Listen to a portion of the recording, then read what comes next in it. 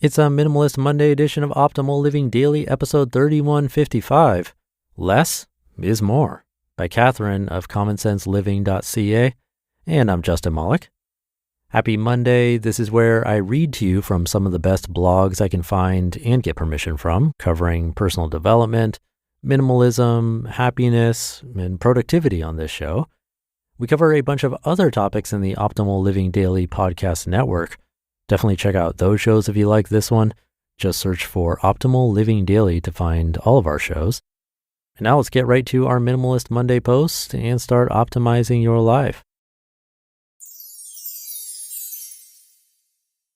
Less is More by Catherine of CommonSenseLiving.ca. Quote, becoming minimalist frees us to live a bigger life with a more passionate pursuit of our greatest purpose and goals. Joshua Becker. Minimalism is often seen as the pursuit of less, and because of this, there's a common misconception that you feel like you are lacking something. However, over time, our society of overconsumption has slowly started learning that the priceless moments in life are worth so much more than material objects. Sure, we all want the basic amenities in life and then some. There's nothing wrong with wanting a house, a car, and even a family. But the truth is, happiness starts in your mind. If you are always pursuing more, you'll never be grateful for what you have right now.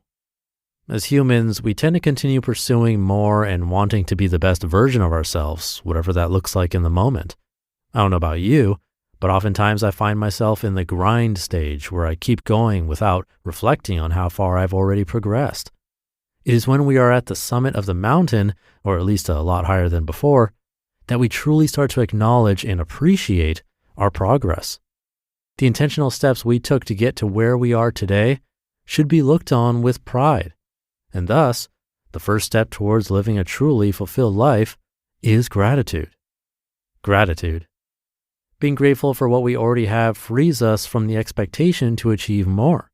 Although we can still work towards becoming better and reaching our goals, there is a power in enjoying the present moment.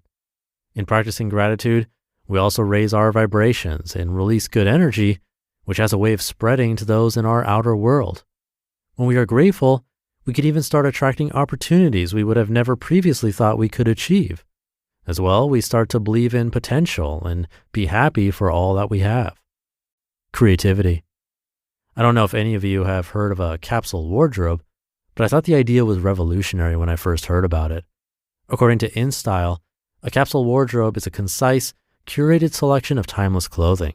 It can vary from person to person based on our different lifestyles, but the best pieces are the kind that can be worn at work, during cocktail hour, and dressed down on the weekend. Streamlining your wardrobe streamlines your life. After my parents had moved a few months ago, I was forced to look through my childhood room and, most importantly, my closet. I realized just how many clothes I had accumulated over the years without thinking about it. The worst part is, I hadn't even worn some of them. This sparked a change in me. I was determined to make all that was old new again. Since then, I've maybe bought 5 pieces of clothing maximum over the course of 6 months, and have been using everything in my closet interchangeably to create new styles. Best of all, I already have all I need to do that. Minimalism has made me discover my creative side. It helps us create things we never thought possible with what we already have. The same has happened for leftover food that I haven't wanted to waste. This less waste, minimal lifestyle has helped me discover the possibilities of what I already have instead of searching for more. Freedom. Quote, learning to live with less does not mean your life is not abundant. In fact, it clears up more space for the things that matter. End quote. When we let go of the things we thought we needed, we realize we need a lot less than we initially thought. We start to realize that all the objects and materials we used to surround ourselves with do not come close to the life experiences that shaped us. Whether they are good or bad, they all teach us a lesson or are treasured in our memories forever. The relationships we have with others, the fun nights out or days together, our physical and mental health, all of these things are free and essential. Being minimalist does not mean I have nothing in my home. I have actually cleared up a lot more space for the things and people who matter to me. It has shifted my mindset and made me feel a lot more free, thus giving me clarity in my life and realizing what is truly important. Most of all, this freedom has allowed me to truly be present in the moment without feeling the need to pursue more. I can simply enjoy wherever I am at in my life and feel fulfilled in knowing I am exactly where I am supposed to be. So if we have learned one thing about minimalism, it is that it focuses more on the internal rather than the external. When we choose to shift our mindset from one of lack to abundance, we start to truly feel like we are living our best lives.